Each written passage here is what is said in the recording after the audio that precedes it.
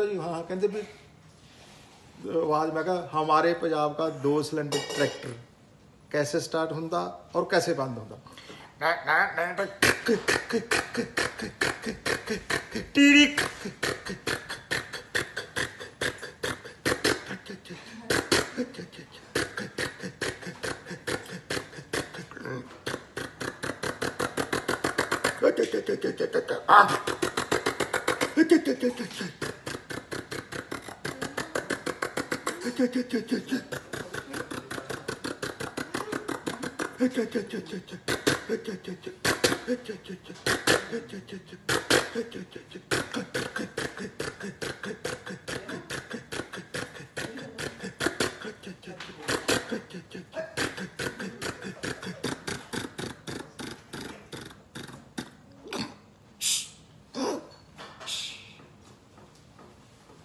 छोड़ सुन